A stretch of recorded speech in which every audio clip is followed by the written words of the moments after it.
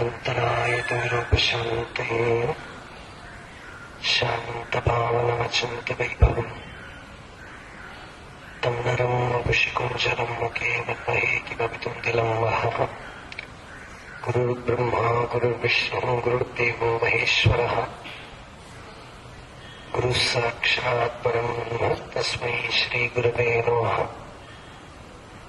ईश्वरो गुरुरात्मेति मूर्तिभेदविभागिने व्योमवद्व्याप्तदेहाय दक्षिणामूर्तये नमः। यस्यान्तर्नादिमध्यं न हि करचरणं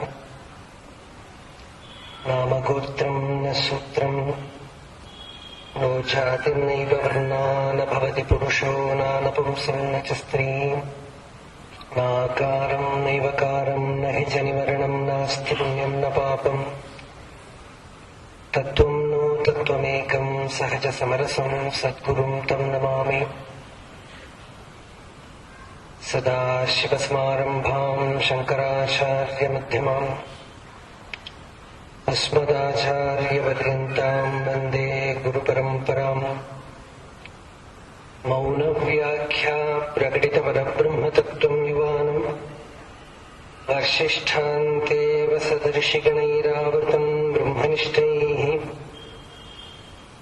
आचार्येन्द्रं करकलितचिन्मुद्रमानन्दमूर्तिम् स्वात्मा रामम् उदितवदनं दक्षिणामूर्तिमीडे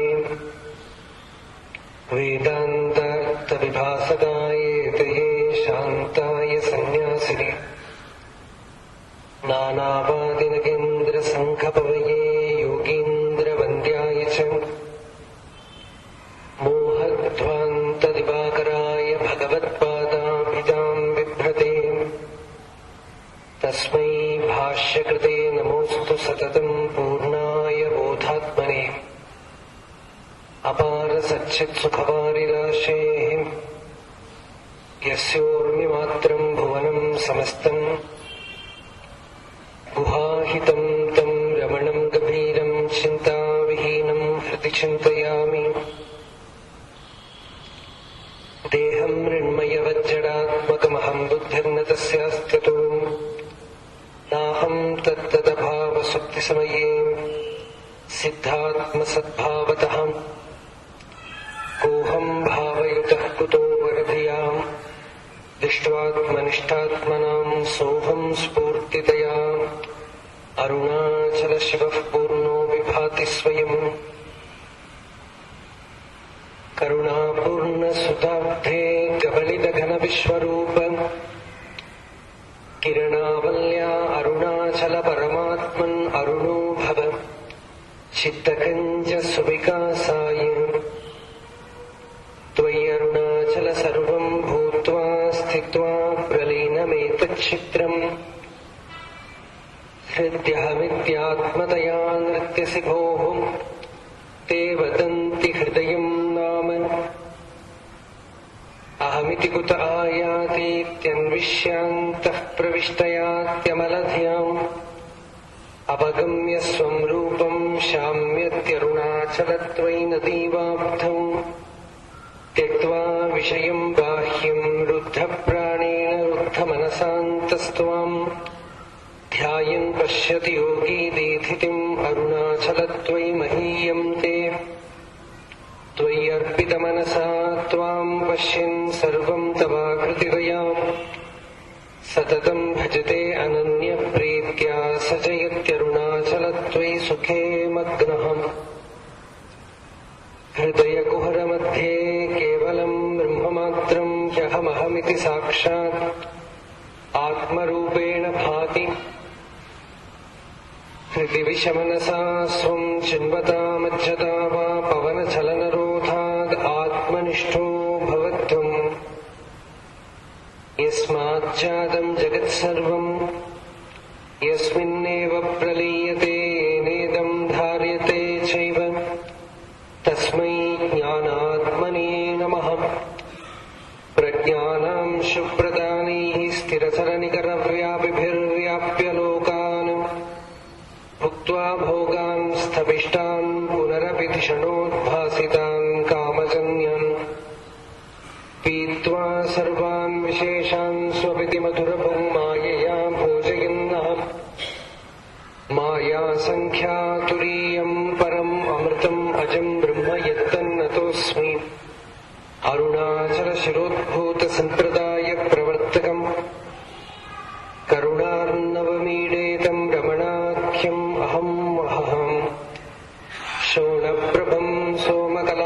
मांसम् पाणिस्फुरत्पञ्चशरेक्षुचापम् प्राणप्रियम् नौमि पिनाकपाणेः कोणत्रयस्थम् कुलदैवतम् नहम् नमामि यामिनीनाथलेखालङ्कृतकुन्तलाम् भवानीम् भवसन्तापनिर्वापणसुधानदीम् चूडोत्तंसितचन्द्रचारुकलिकाम् चञ्जत्शिखाभास्वरो लीलादग्धविलोलकामशलभश्रेयो दशाग्रे स्फुरन् अन्तःस्फूर्जतपारमोहतिमिरप्राग्भारमुच्छाडयन् चेतः सद्मनियोगिनाम् विजयते ज्ञानप्रदीपो हरहम् शारदा शारदाम् भोजवदनावदनाम्बुजे सर्वदा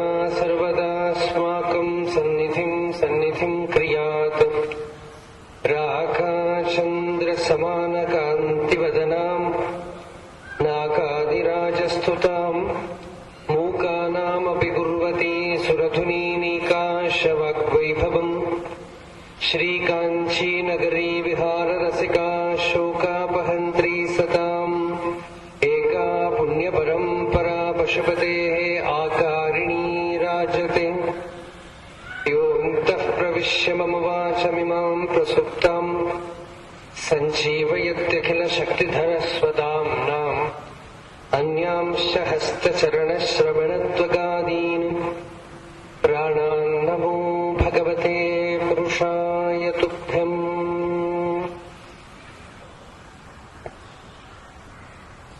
Today we have a very small 1 hour session.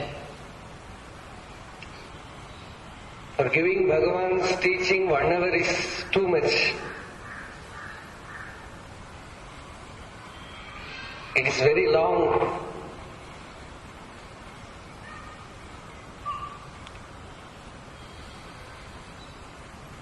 One small anecdote was published in Mountain Path long back, where a teacher, a disciple, is asking his teacher how much time it will take to realize the truth, to recognize the self.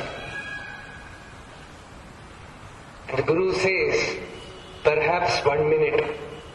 Very caption of that anecdote was 1 minute wisdom. Perhaps 1 minute. Then the student, he asks, 1 minute, is it not too brief? Then the teacher says, it is 59 seconds long.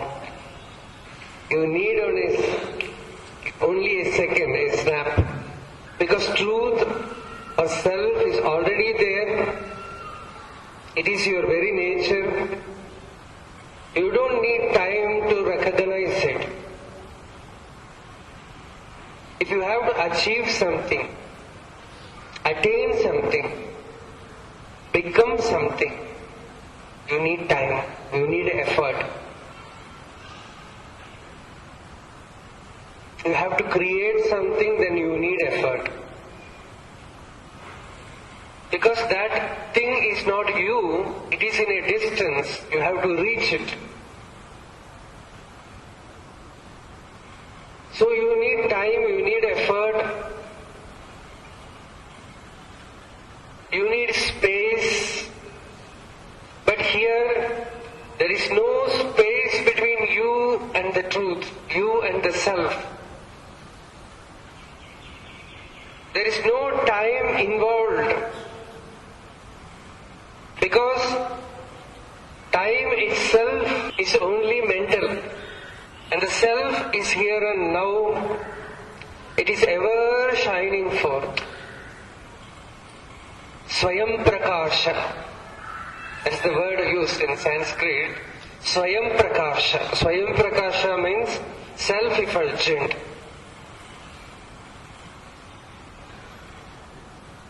Today I have taken a single verse.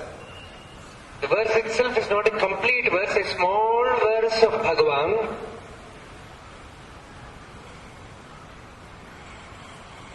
Written by Bhagavan. And behind that composition, there is a very, very beautiful, revealing anecdote. Usually people, when they go to Bhagavan, they will want some kind of autograph from Bhagavan. So they will take some book and ask Bhagavan to go through the proof so that he will put some correction in that book. And there were devotees who deliberately committed mistakes in verses so that Bhagavan will correct. So Bhagavan's handwriting will come in that book. There were very, very humorous incidents also. When people took books to Bhagavan and Bhagavan saw and gave correction, one small child was looking at it. The child also wanted Bhagavan to go through his books. So he took some nursery rhymes, some books to Bhagavan and gave it to Bhagavan. Bhagavan looked at it with the same seriousness, he took it and got those books binded, put good covering and gave that book back to that child. So such incidents used to take. So one day one devotee took a notebook and he gave it to Bhagavan, said, Bhagavan, please write one sentence in it.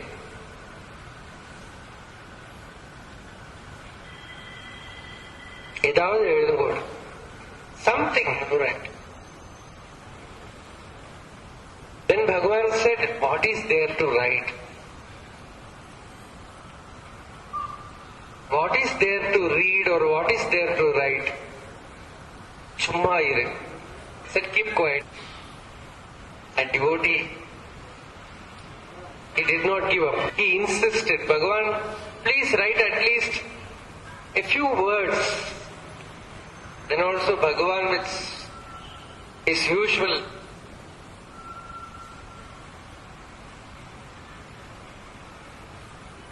majestic silence, he kept quiet. Then this devotee said, Bhagavan, write one letter.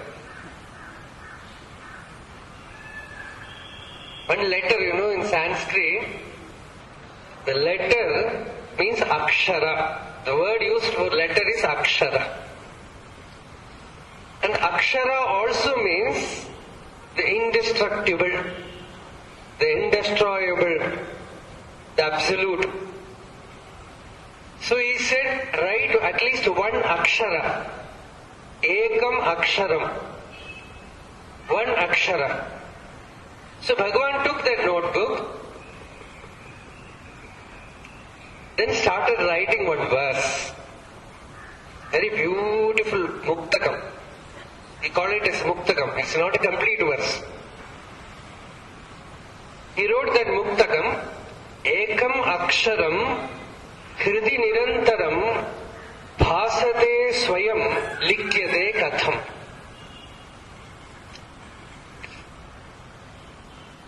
Great musician M.S. Subbalakshmi has sung this verse.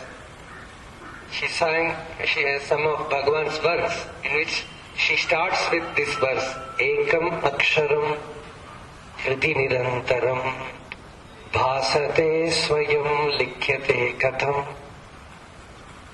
This one verse Bhagavan wrote. That verse means it's a question. Just, Bhagavan never answers. His answer itself is a question. You ask him some doubt, Bhagavan gives you answer in the form of a question, who is the doubter? So this person wanted Bhagavan to write an Aksharam, and Bhagavan says the Akshara is always shining forth in the heart. It is self-effulgent. It is non-dual. It is ever experienced as itself. How to write it, put it into writing? Ekam Aksharam, the one, the non-dual, the indestructible self. Hridi nirantaram bhasate. In the heart, it is ever expressing itself as I.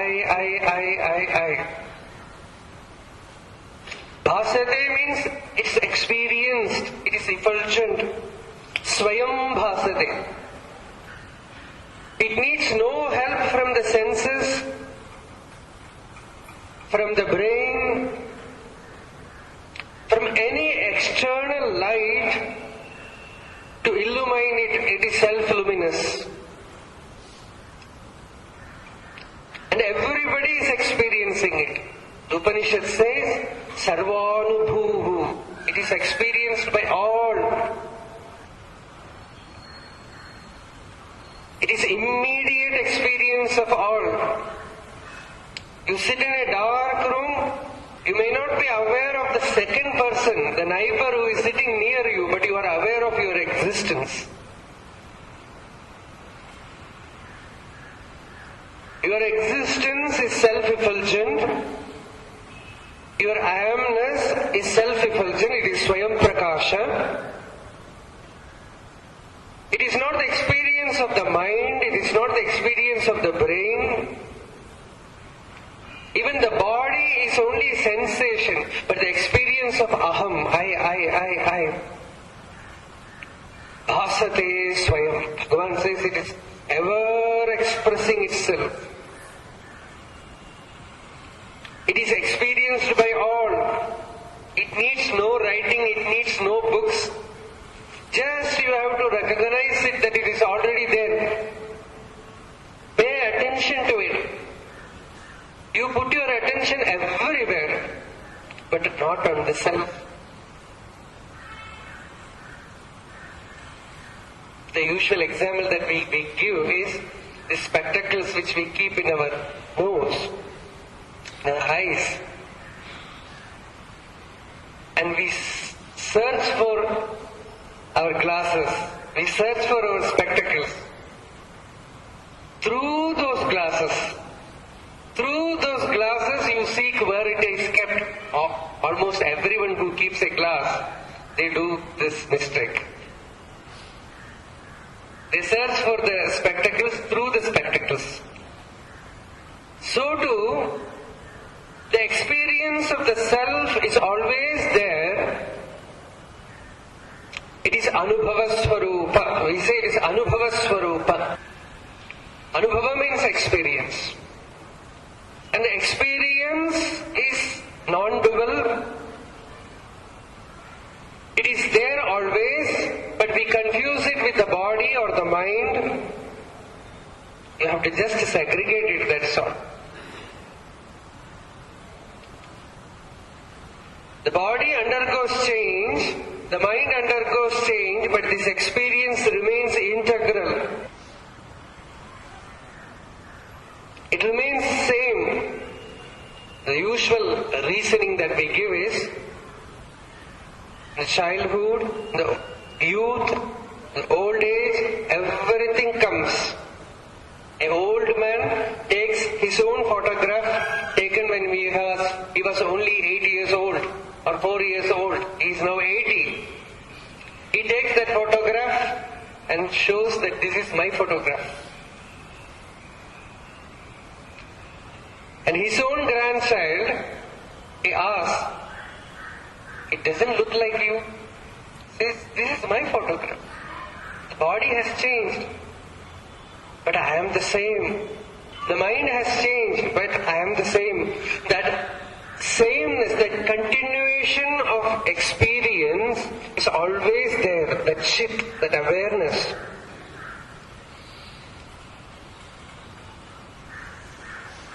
It remains same in the waking state, in dream state and deep sleep state.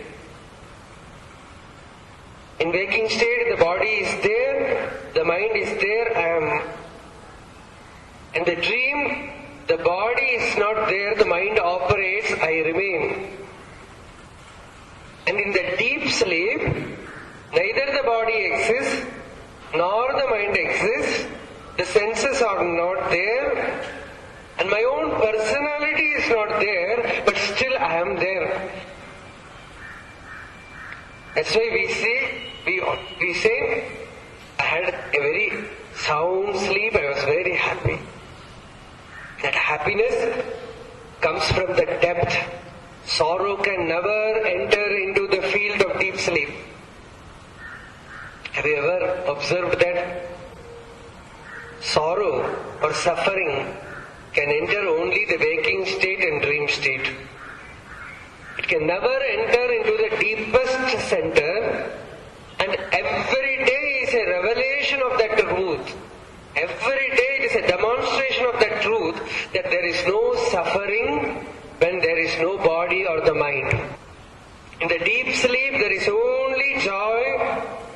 You cannot even call it joy or happiness because we associate it naturally with senses of the mind. But the fulfillment or wholeness that arises in deep sleep, that completion that you experience, everyone experiences in deep sleep, it does not come from the body, it does not come from the mind. It needs no help from any second thing. It is by nature whole.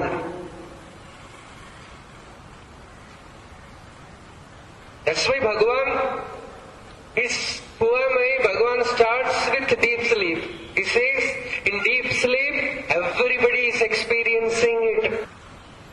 In talks with Ramana Maharshi, almost 90 places, Bhagavan takes the example of deep sleep.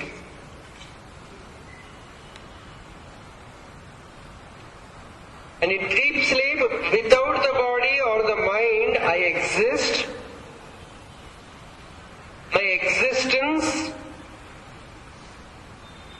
was complete. And when we wake up, we feel such release, such joy.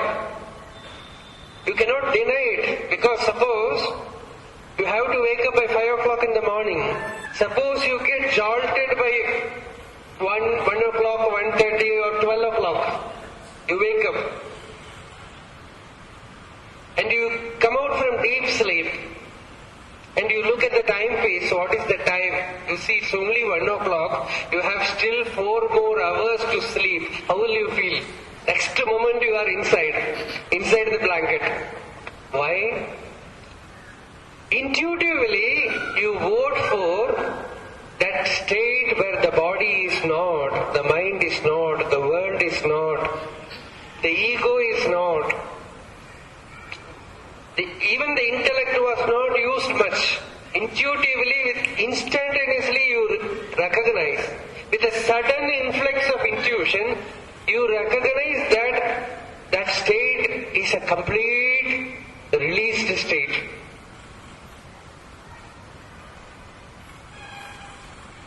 Bring that one life. See, you have to give recognition to that insight or intuition which comes to you at that moment. It doesn't come from artificial education. Directly it comes from the heart. The moment I say this example, everyone's face becomes filled with joy. The moment I've noted it. From whichever country you might be coming, the moment I say you wake up by 1 o'clock, you may have 4 more hours, that very moment the face blossoms. Why? Because your very nature itself is joy, your very nature itself is happiness, your very nature itself is bodilessness, mindlessness, intellectlessness, egolessness, worldlessness. And it is self-effulgent awareness. You need no special experience, no training. You have to just recognize that you are the truth here and now. Tattvamasi. The Veda says Tattvamasi. You have to just see it, observe it, recognize it, that which is in you as yourself, as I am, as this I, aham. It is the absolute truth. It is not a man or woman.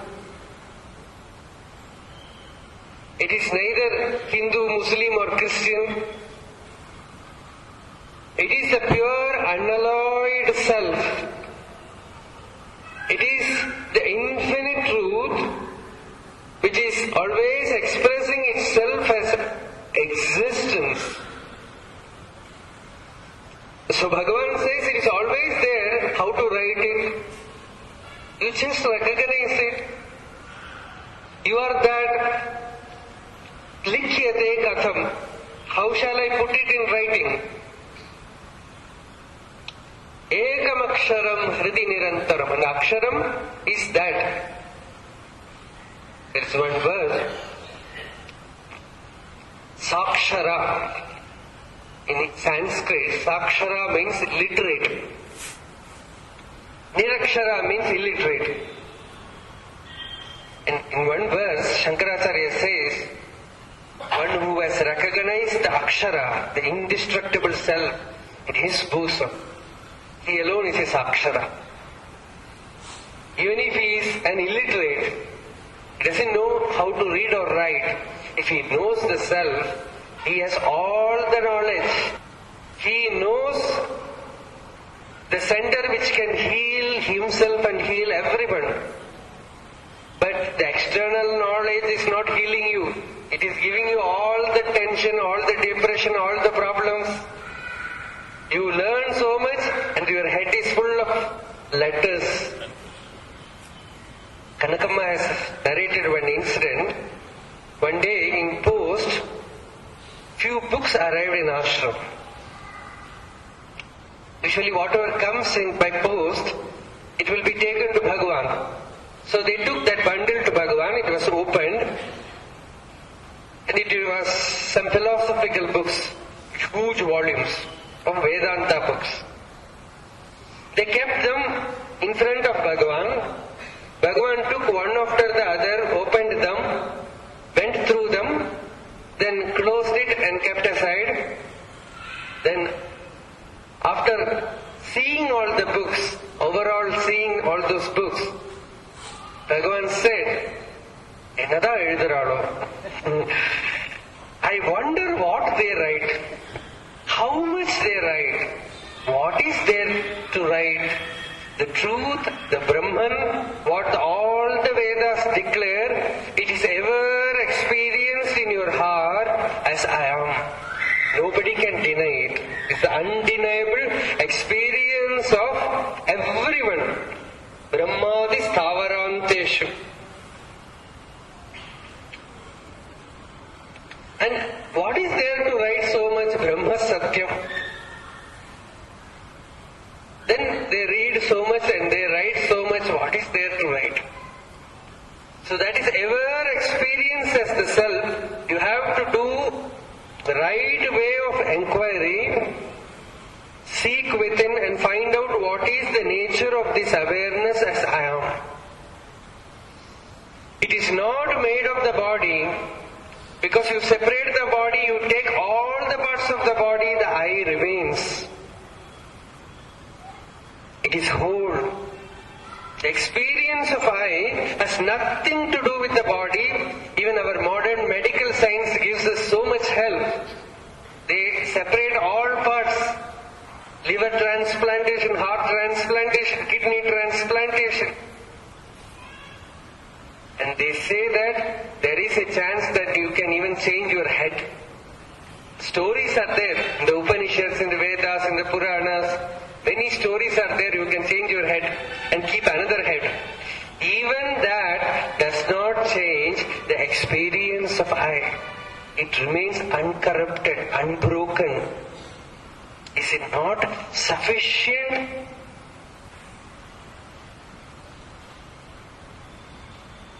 Authority.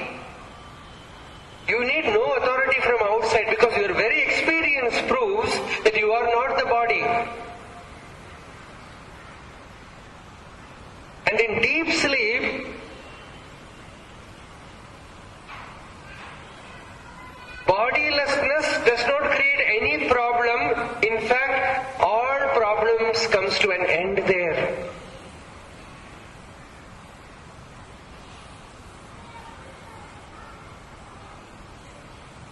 Bhagavan gave so much importance to deep sleep. And Bhagavan gave the teaching of self-inquiry to one person. Bhagavan said, find out what is this I. Inquire where from this I arises. Then you will see that the I will disappear and the absolute peace of the self will shine forth. And that person got frightened. He said, Bhagavan, if I lose my eye, is it not very dangerous? Bhagavan said, everybody long for it. Every day you have the experience that when you lose the eye, you touch that source of all healing power, absolute healing power. You touch the source of wholeness. So you prepare for losing your eye by putting good beds, putting fan, putting AC, even taking some medicine, some tranquilizer, so that artificially you can lose your eye. Here I tell you, consciously if you seek, what is the nature of this eye? Ahavuruvai nangu arindu munnir nadi polum oyume. When you turn your vision inward and pay attention to this experience of I, the ego, at least you catch hold of the ego, aham vritti, the pulsation of ego. One person asked Bhagavan how to catch hold of it. It is ungraspable. I could not hold it. You say, find out what is this I. And we cannot proceed further. If I want to ask some question to Bhagavan, Bhagavan comes out with a counter question, find out who is the questioner. Missile of Bhagavan. Then you cannot proceed further. So this person asked Bhagavan how to inquire. Bhagavan kept quiet because there is no direct way. There is no direct demonstration. So Bhagavan kept quiet. This devotee who asked this question, he went to question, he was a worker in the kitchen. So he went to kitchen. There he had some problem with another person and took a fight with that person. There was strong exchange of words. The other devotee said, you do not know what my power is. I will show you who I am.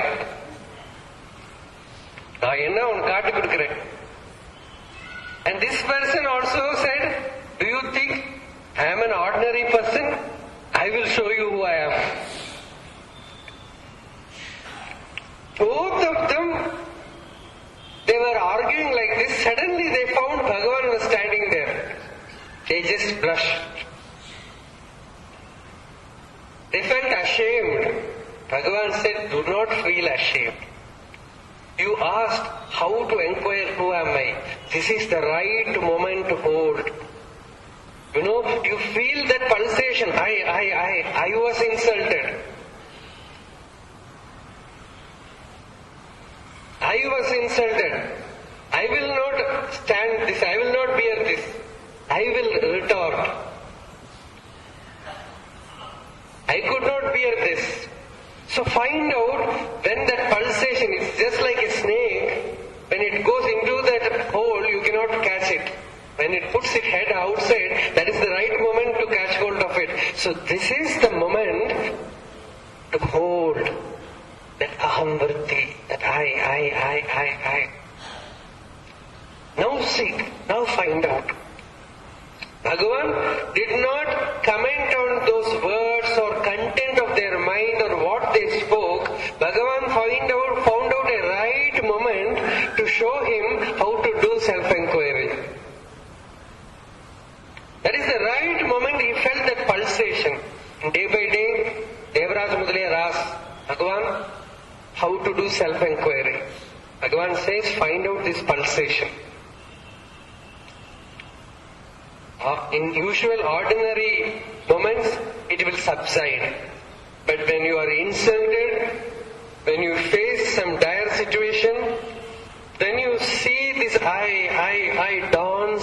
I. That is the right moment to inquire where from this I arises. What is the nature of this I? Then you will see that the entire energy, it's only energy, it's only spandana, what we call as vibration. The vibration of this I will subside, and pure peace, quietude, shanti of the self will reveal itself. The moment the ego subsides, நான் உதியாது உள்ள நிலை, நாம் அதுவாய் உள்ள நிலை. உள்ளது நாற்பது, Bhagavan gave the most beautiful, precise description of that state. He said, the state where the I thought does not arise. That is the state when you are that. You are the self. And once you know that state, even if thoughts arise, even if mind arises, it does not matter. In between thoughts it is there. Mind is only an appearance in the self. It is only the manifestation of the self. It is only the Shakti, the force of the self. Mulatunil anatila atishaya Shakti. So that expression as mind, the self expresses itself as mind, and the mind is not different from the self. The moment you recognize it, you know that there is no mind to fight with. There is no conflict with the mind. You know that you are the self, whether there are thoughts, or whether there is sleep, or whether there is meditation, you are the self. That pratyabhijna, we call it as pratyabhijna, that recognition puts you in absolute repose, that sahajavastha. And you know that whatever state your mind is, you know that it is only an appearance in the self. Just like cinema happens in the screen, and the screen is not corrupted by the picture, so too whatever happens in the mind or the body, the self is not corrupted, is not affected, it is nitya shuddha buddha mukta swarupa. So that is always, Bhagavan says it's always experienced, it is ever there. That anubhuti is ever there. Ekam Aksharam Hridi. Hridi means in the heart. Nirantaram means uninterruptedly. There is interruption in the body. There is interruption in the mind. But there is no interruption in awareness. It is not possible. I who experience the waking state, the same I experiences the dream. The same I is there in the deep sleep. Otherwise this continuation of experience is not possible.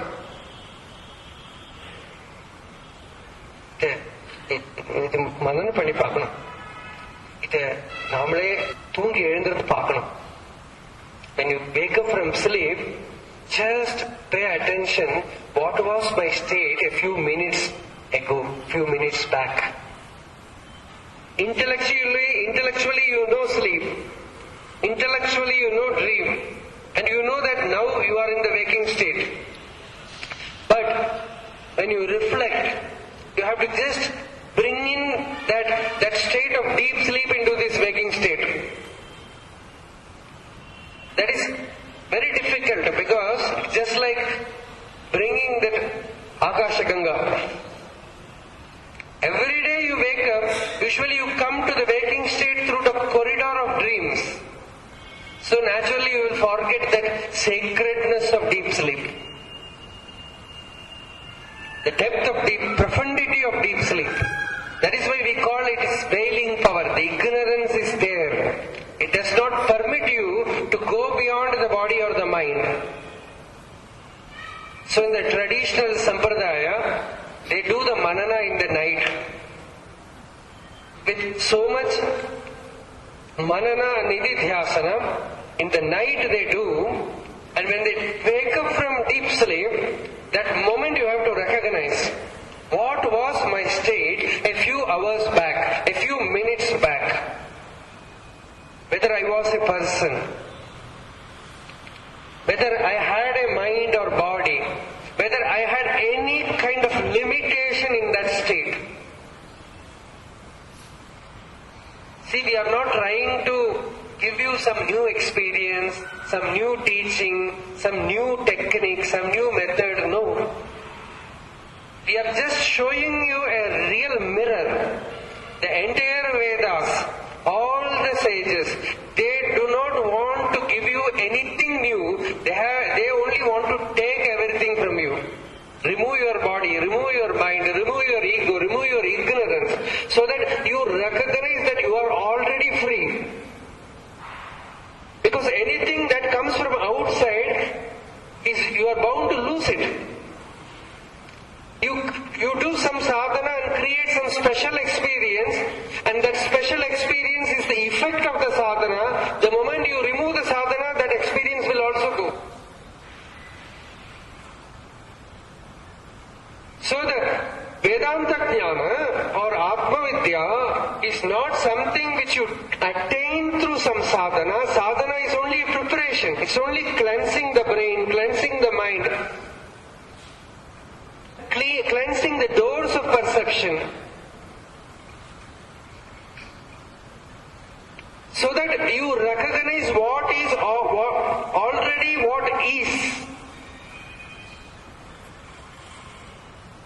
Siddhamai ulla porulai terndu iruttal. Bhagavan says, recognizing what is ever attained. It is dehypnotization. You are already hypnotized. We are just trying to dehypnotize you to see you as you are. To pay attention, give value to this experience of I. Just pay attention to this I. You need no special meditation hour for that. When you walk, when you sit, just ignore the mind. Just ignore the body, ignore the world, and remain reposed in that I am.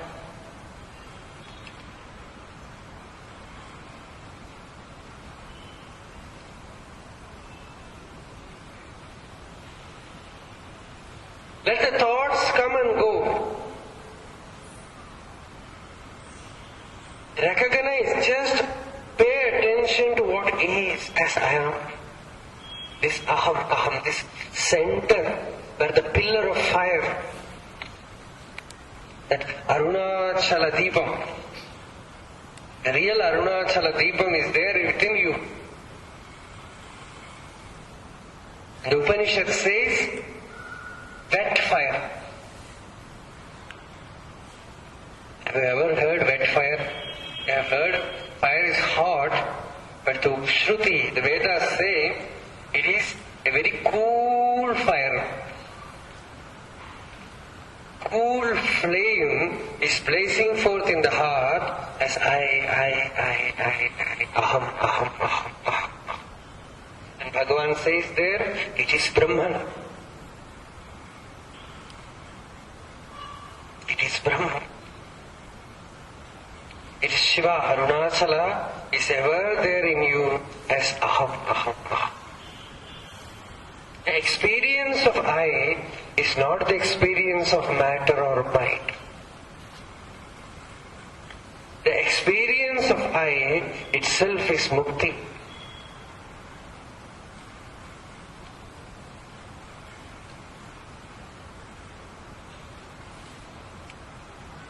Bhagavan's entire teaching is finished in that.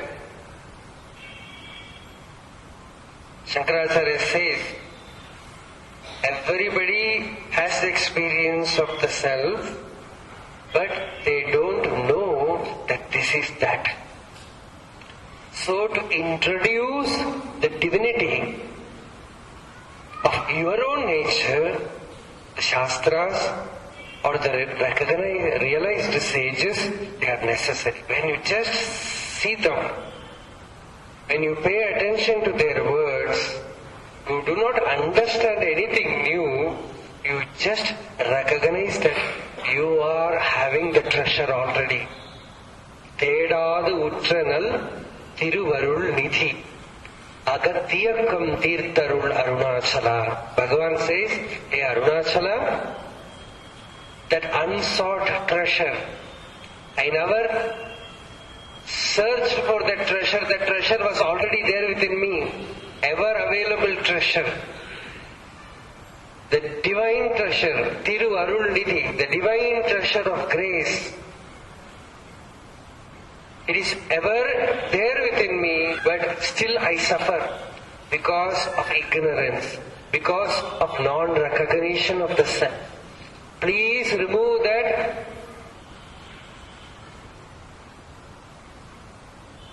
fault from me.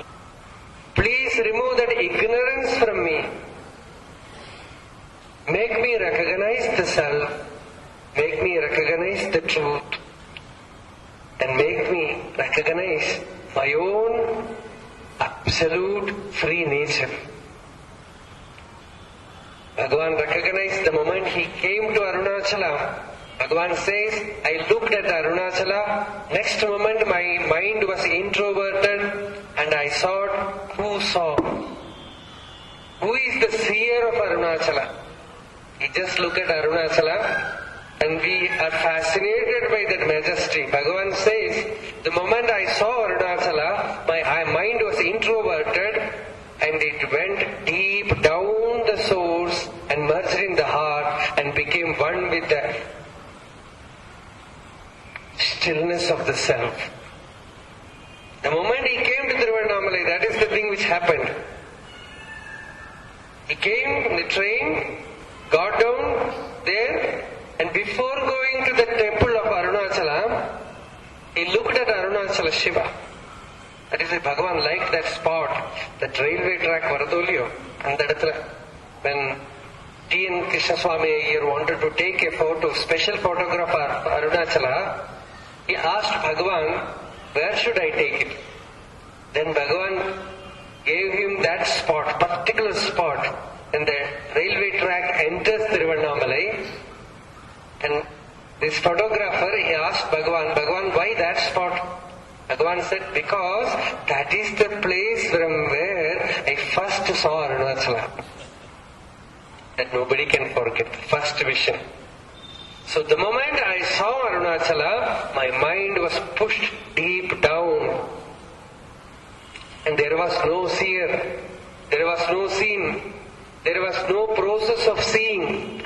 There was only non-dual experience of consciousness, pure Chit. And there it was over.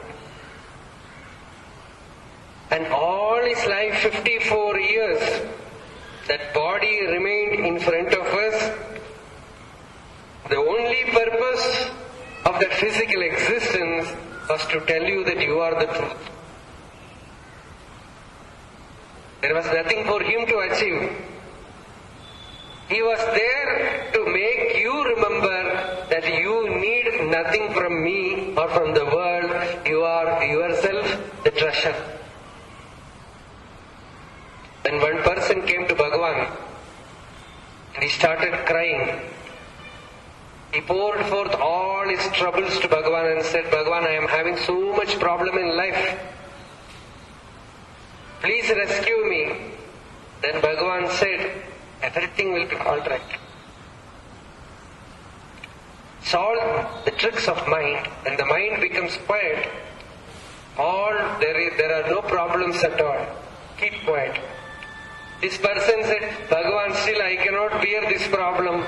I want solution for this problem. Again he started weeping. Then one person, devotee who was sitting near Bhagavan, he said, Bhagavan has already told you that you don't have any problem. Then why do you weep? It is just like sitting right on the bank of Ganga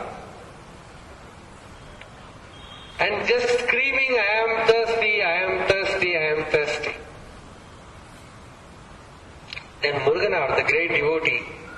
came and he quoted one Tamil verse and he said it is not like that. He is neck deep in Ganga water. He is not sitting on the bank. He is neck deep in Ganga water and still he is screaming, I am thirsty. Then Bhagavan looked humorously and he said, he said, you have left out one thing. It is not that he is neck deep in water. Ganga herself is weeping. He is himself the water. He is himself the river. Water itself is screaming, I am thirsty, I am thirsty. See, that aparoksham saru, paroksham, indirect teaching gives you direct experience. The teaching of the master is indirect. It is not direct. Indirectly, he tells you, you are already that. And you experience directly, you are that. Aham Brahmasmi. I am the sun. All the while Bhagavan was giving this teaching, you are that. A great scholar, Jagadisha Shastri, he was very close with Bhagavan. He was a profound scholar. One day here, standing here, Bhagavan said, Bhagavan usually called very few of his devotees by name. Only with respect he will call. Those who were very close to him, he addressed them by their name. So he said, Jagadisha, come here. Jagadisha Shastri went near Bhagavan. Then Bhagavan said, shall we go to Skandashrama? That was a terribly hot day. Hot summer of Tiruvannamalai. You can just imagine the scorching heat. Bhagavan said, shall we go to Skandashrama? And this devotee was not at all conscious of the heat because he was looking at Bhagavan's countenance. He unconsciously said, Bhagavane Polam, I will come with you. Then Bhagavan took him, walked upward. By the time they reached the midway, he could not bear. The sky, the sun was burning and the rock was in such blazing fire. He could not bear it. He said, Bhagavan, it is terribly hot. Then Bhagavan asked, why? Surya romba kodikirudhu. The sun is blazing. Then, that's it. Bhagavan also was not wearing slippers. And Jagadisha Shastri had no slippers. So Bhagavan was very calm way he was walking. This devotee said, the sun is blazing. And Bhagavan said, will the heat of sun affect the sun itself, himself? Suryanodu choodu badikimo. It only affects another person if you meditate, if you know that you are yourself the sun, you will not get affected by the heat. Jagadisha Shastri, he was in a very pitiable condition because so much of heat. He said, Bhagavan, what should I do? No, Bhagavan gave a mantra to him. Bhagavan said, Suryoham. He said, just meditate, I am the sun. Just become one with the sun. Jagadisha Shastri later on narrated this incident. He said, I had no other way other than doing that. Because I was caught in between. So from there, I started meditating Suryoham, Suryoham, Suryoham. And all my attention was on that. And I do not know when we reached Skandashrama. After that, all his life, he never wore slippers. Another devotee, he saw Jagadisha Shastri walking without slippers in Mumbai, in the road, tar road. Then only this story came out. Then he asked him, why you are not wearing? Then he said, Bhagavan has given me Surya Raksha, protection from sun. That day Bhagavan made me meditate. After that I have not meditated, but that got complete heat no more affects me.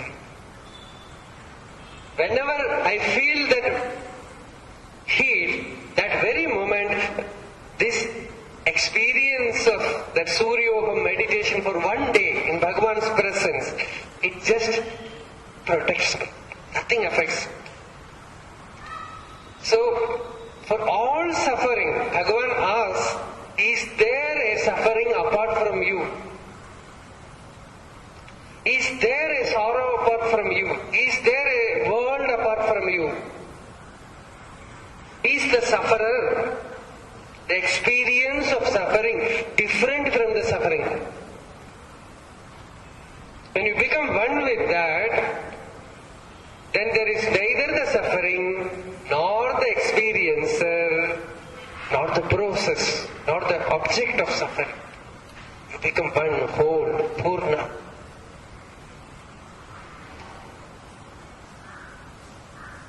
That is Advaita. And in that state, Bhagavan lived for 54 years as the greatest demonstration of a liberated one in body. Not only that, whoever went to him, he said, you are also me. You are one with me. You are the self. He never said, you are an ignorant person. He never said, I am a teacher, you sit here, I will teach you. He saw everyone as Purnamastu. Once, during Kartika Deepam, many devotees were going around the hill. So this ashram management, they thought these devotees are constantly disturbing Bhagavan. This happened there in the old hall. When we go around this Bhagavan Samadhi, you see a door there. In those days, that was the entry door. So Bhagavan used to sit there, and a big railing, you see that railings in that meditation room, that was kept in front of Bhagavan, so that devotees will not touch Bhagavan. But during this Kartika Deepam, all kind of people used to come, they will touch Bhagavan, and they were all very poor people, and Bhagavan used to pay so much attention to them, love, powerful emanation of love, so much used to come on that particular day. Because that day you will see all his old devotees, all these village people, they used to come, and they will inquire about their family, all details he will inquire. So they used to come. So ashram people, ashram management decided, we will put that railings in a distance, so that these devotees will not touch Bhagavan, they will not come near him, they will not disturb him. But if they do it in front of Bhagavan, Bhagavan will say, you should not do anything like that. No special day. So they were afraid. So they told one of Bhagavan's attendant, you do it when Bhagavan has went up for his walk in the hills. So Bhagavan was not there. Krishna Swamy took these railings and kept it in a distance. By the time Bhagavan came back and Bhagavan asked, Krishna Swamy, what have you done? He said, Bhagavan, all crowd, all those people will come, and they will come very near you. All of them will be wet, because they will take a dip in every tank, all these tirthas. So they will come fully drenched. So they will also touch you. So the management office have given me order to put the railings in a distance. See, Bhagavan never thought that ashram belongs to him. So he never gave any orders. He never cancelled any orders. Usually he will be the first person to abide.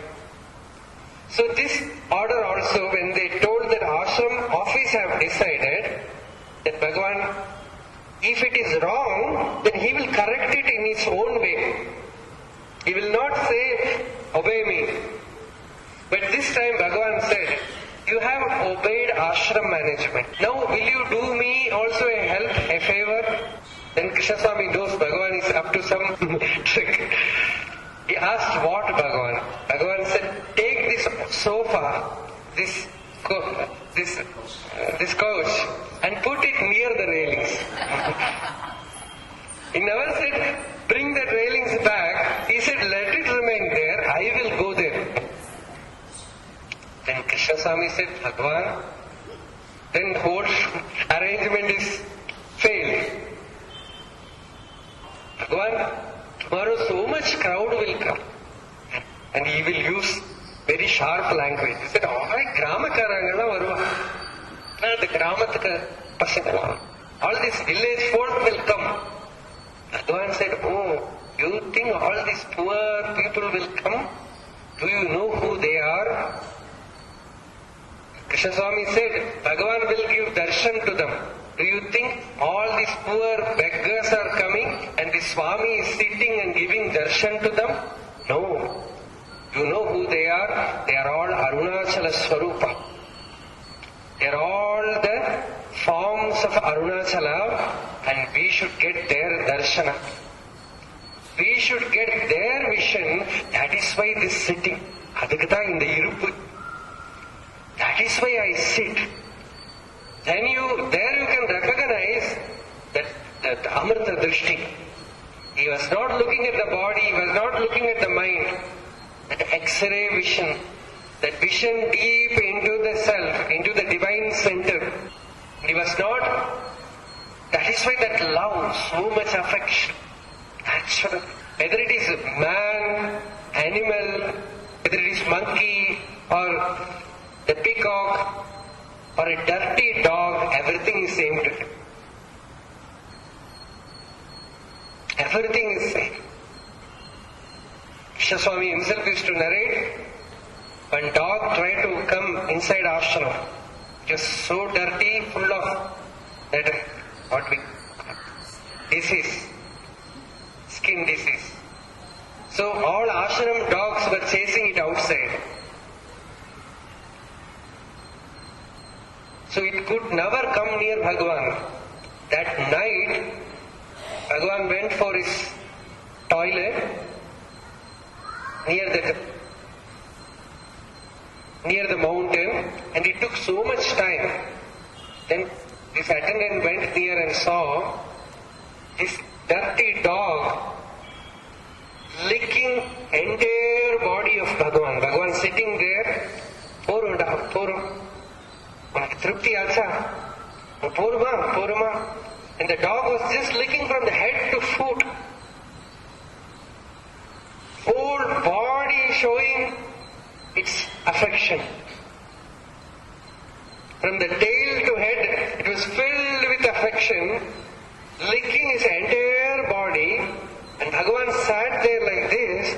And not only that, Krishna Swamy says Bhagavan is always very clean, kept everything clean. Even without washing his hands or body, he just came down and sat in this. He didn't even care to wash his body, he sat there, and next day they saw that dog dead.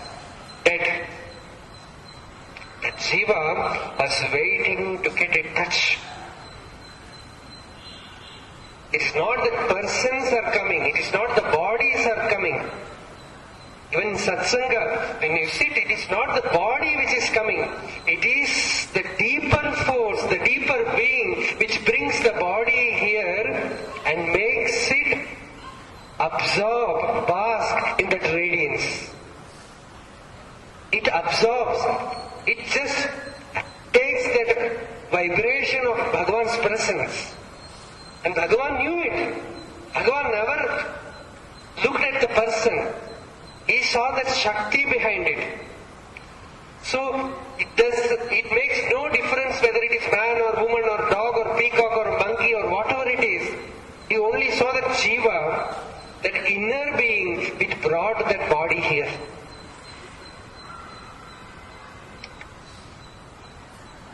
And Bhagavan had no difference whether it is that dirty dog or a big Swami, everything is same.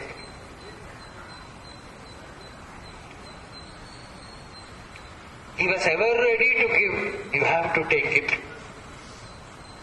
Somebody asked Bhagavan how to own it. Bhagavan said, you deserve it and own it. This dog deserved. Lakshmi deserved. She came, she stood. Devrata Mudaliar on that day asked Bhagavan, I don't have any meditation, it is very difficult. Bhagavan never gave any reply. He did not reply. That day Lakshmi came, Bhagavan gave that banana to Lakshmi and she was standing near him. In between the horns, Bhagavan was putting his fingers like this and touching, doing some kind of caressing. Suddenly Lakshmi stood still, without any movement. Devarada or some other devotee asked, Bhagavan, Lakshmi is so still. Bhagavan said, Ava Samadhi Larka. Bhagavan said, Lakshmi is in Samadhi. That is answer for you. You say, I don't get meditation, I don't have spiritual progress. Bhagavan said, I am giving you bountiful, you are not able to receive. Lakshmi has taken it. That cow has taken it. She had all the freedom. So he was ever available. Like torrential rain. Muruganar says, the grace of torrential rain. Like torrential rain he was pouring forth. Kannal peyyum karunai pe mari. And those who were ripe enough, mature enough, those who were real devotees, they received it. There were people who fought with Bhagavan. There were people who found something wrong in him. There were people who saw external things in Bhagavan's life. Bhagavan said, Atkata Vavandirta. He also did not bother about them. He said, they are doing the work for which they came. They are taking care of that work. They came for that, they are doing that. Let us not bother about them. You pay attention for the purpose for which you came. And the Velayapar. And the purpose is inquire deep. Letters from Ramanacharanatirtha and Bhagavan's Jayanti celebration was going to take place. They brought a big list to Bhagavan. They said so much of speech, so much of music concert, so much of puja, so much of homa, so much other many things. Bhagavan went through this and said, Then they asked, Bhagavan, is there anything that we should do? Then Bhagavan said, did I ask you to do all these things? Then why are you asking me whether I have no opinion. My only request is, don't ask me to participate in anything. I will go for my walk, I will do whatever I want, don't compel me to do anything. Then they said, Bhagavan, we are doing all these things for you only, with bhakti only, so whatever you ask, that we will do. Then Bhagavan said, oh, you will obey me. You will do whatever I ask, then I will tell you what I like. I like all of you to keep quiet and inquire deep inside who am I and realize yourself. Then Bhagavan kept quiet for a few minutes and said, will you do that? That was the only thing which Swamy wants. That is what Bhagavan said. That is the only thing which Swamy wants. Inquire who am I and realize yourself and abide as you are. If you are not interested in that, then do whatever you like. That was the last portion. If you are not interested in that, then whatever you like do, don't come to me whether this is right or wrong. That was his attitude. So Bhagavan gave this Muktakam and he said, self is ever shining forth as the indestructible truth in your heart. Ekam Aksharam. Hriti Nirantaram Bhasate Swayam Vikyate Kadam. No language, no book can make you see it. You have to recognize it in yourself. And the Guru also from outside will turn your vision inward, and from within the same force of grace will pull the mind to the source. That source is the self-effulgent reality, self-luminous, Swayam Prakasha Vastu. Arunachala Shiva, Arunachala Shiva, Arunachala Shiva, Arunachala, Arunachala Shiva, Arunachala Shiva, Arunachala Shiva, Arunachala, Arunachala Shiva, Arunachala Shiva, Arunachala Shiva, Arunachala, Arunachala Shiva, Arunachala Shiva, Arunachala Shiva, Arunachala, Arunachala Shiva, Arunachala Shiva, Arunachala Shiva, Arunachala, Arunachala Shiva, Arunachala Shiva, Arunachala Shiva, Arunachala. Yato mama atma bhavasi tvameva, tato na vachyam mama kinchidasti, yatha taveshtam kuru mam tathaiva, tvam atmanatham ramanam bhajam.